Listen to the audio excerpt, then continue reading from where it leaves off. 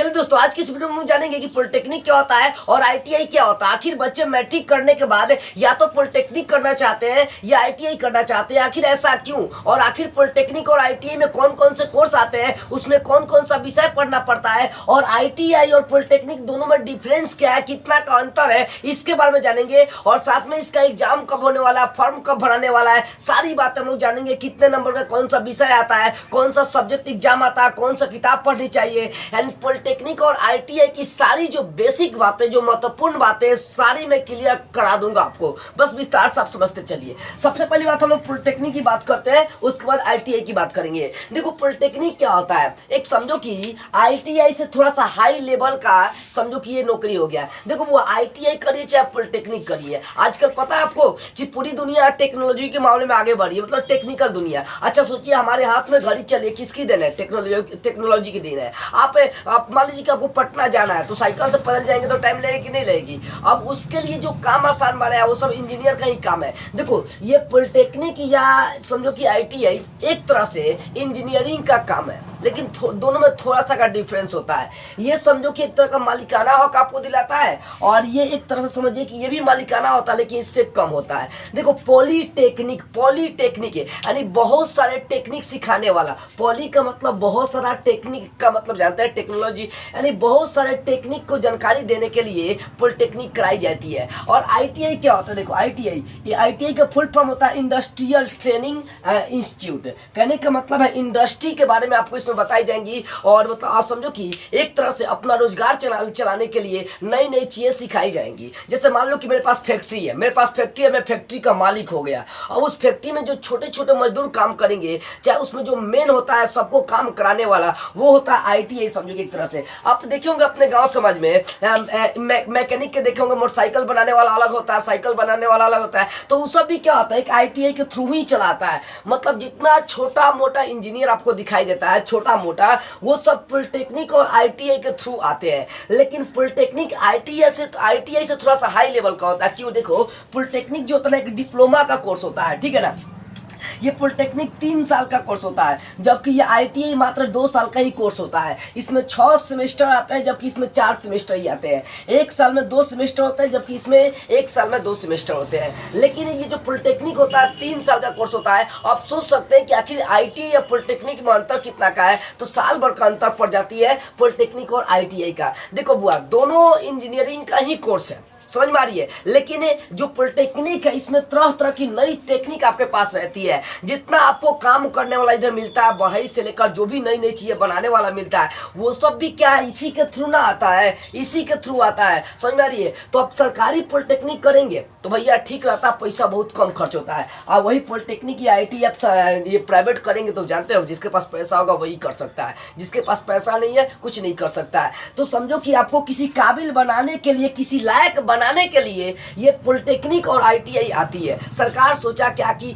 भारत के किसी भी राज्य में हो एग्जाम, ये सभी राज्यों के लिए बता रहा हूँ, यूपी से हो, चाहे झारखंड से हो, या मध्य प्रदेश से, आरबीएसई से हो, बिहार से हो, किसी भी बोर्ड से हो, ये सभी बच्चे ध्यान से सुनेंगे मेरी बात को, ठीक है ना। ये बस चाहती है सरकार के हमारे बच्चे हर तरह से ट्रेंड रहे। यानी 10वीं के बाद, देखो 10वीं के बाद आखिर ये एग्जाम लेने के पीछे का रीजन क्या है? इसके पीछे का रीजन यही है कि हमारे बच्चे मतलब उनके दिमाग में अनेक तरह का मतलब क्या है, टेक्निक रहे, अनेक तरह की चीजों में वो आगे बढ़े, ताकि बाद में चलकर वो किसी तरह से बेरोजगार नहीं हो पाए। तो पॉलिटेक्निक का मतलब होता है बहुत सारे टेक्निकों को सिखाना, और आईटीआई का मतलब होता है, फुल फॉर्म होता है इंडस्ट्रियल ट्रेनिंग सेंटर। मतलब इंडस्ट्री के बारे में या नई नई चीजों को सिखाने के बारे में आपको यहाँ पर ज्ञान दी जाती है, ठीक है ना। अब जैसे हम लोग बात करते हैं कि पॉलिटेक्निक या आईटीआई में कौन कौन सा सब्जेक्ट करता है। देखो बाबू, पॉलिटेक्निक हो चाहे आईटीआई हो, इनमें 3 तरह का विषय करता है। कौन कौन सा? गणित, रसायन शास्त्र और भौतिकी। यानी समझो कि 2 सब्जेक्ट आपको करता है, आपका मैथ करेगा और साइंस करता है। साइंस में 3 विषय आता है, फिजिक्स, केमिस्ट्री, बायोलॉजी। तो बायोलॉजी नहीं आता है। सोचो टेक्नोलॉजी के मामले में, मतलब आप समझिए टेक्निक के मामले में कोई चीज आप बना रहे हैं तो वहां पर इंग्लिश की जरूरत नहीं पड़ती है,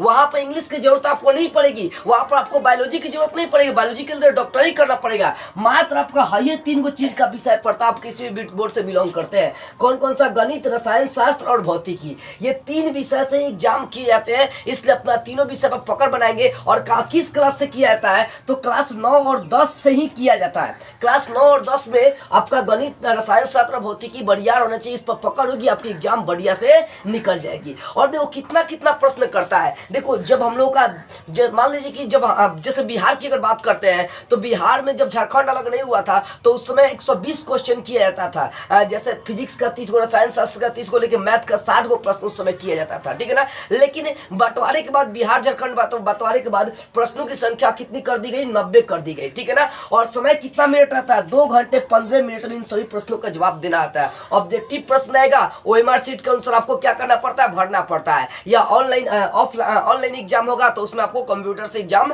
देना पड़ता है। तो 30-30 प्रश्न आपका करता है एग्जाम में, ठीक है ना।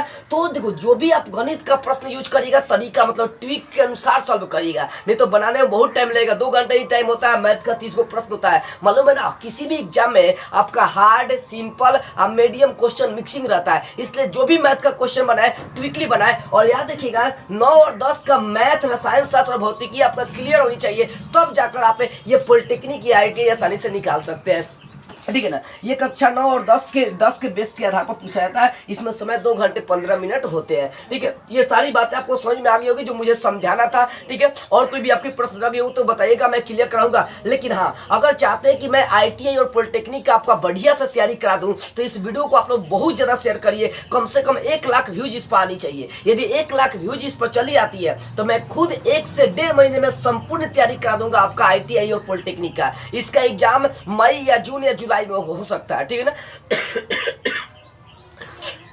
तबियत थोड़ा सा खराब चल रही है, देखिए। तो इसका एग्जाम पॉलिटेक्निक या ITI का मई, जून, जुलाई के आसपास में एग्जाम हो सकती है। ऐसे एग्जाम का डेट आएगी तो मैं खुद क्लियर कर दूंगा। तो जितना हो सके इस वीडियो को आप लोग शेयर करिए, सभी बच्चों के पास पहुंचाइए। 1 लाख व्यूज आने के बाद मैं इसी चैनल पर क्या करूंगा, ITI और पॉलिटेक्निक का तैयारी कराना शुरू कर दूंगा। तो बस आज की इस वीडियो में इतना ही।